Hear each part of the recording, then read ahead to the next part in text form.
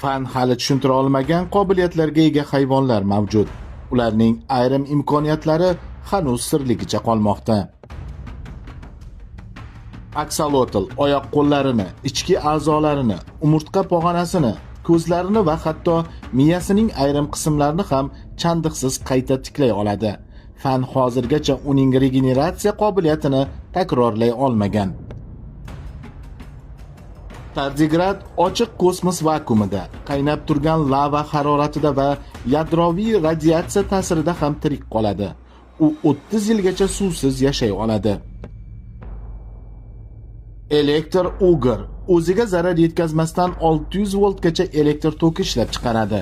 Bunday imkoniyatni birorta ham sun'iy texnologiya takrorlay olmagan. Pistolet krevetka panjasini chaqmoqdek yopib, harorati quyosh yuzasidan yuqori bo'lgan pufakcha hosil qiladi. Bu jarayonda plazma paydo bo'ladi.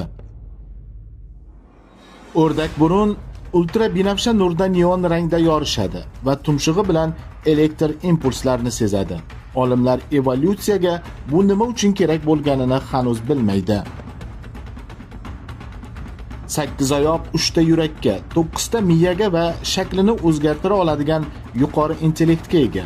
Uning aqli boshqa hayvonlardan alohida evolyutsiyalashgan. O'lmas meduza jarohatlanganda yoki qariganda qarish jarayonini orqaga qaytaradi. Bu hodisa biologik o'lmaslik deb ataladi.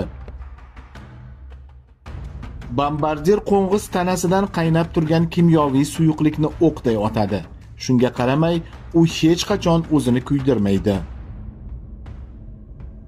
5 tebratar krevetka inson tasavvur qila olmaydigan ranglarni ko'ra oladi. Uning zarbasi o'qdan ham tez. Bargli dengiz ajdahosi suv o'tlari kabi harakatlanadi. Yirtqichlar uni atrof muhitdan ajrata olmaydi. Agar bu sahifani yo'qotishni istamasangiz, bizni har kuni ko'rish uchun hoziroq obuna bo'ling. Fan hali tushuntira olmagan qobiliyatlarga ega hayvonlar mavjud. Ularning ayrim imkoniyatlari hanuz sirligicha qolmoqda. Aksolotl oyoq-qo'llarini, ichki a'zolarini, umurtqa pog'onasini, ko'zlarini va hatto miyasining ayrim qismlarini ham chandiqsiz qayta tiklay oladi. Fan hozirgacha uning regeneratsiya qobiliyatini takrorlay olmagan. Tardigrad ochiq kosmos vakuumida, qaynab turgan lava haroratida va yadroviy radiatsiya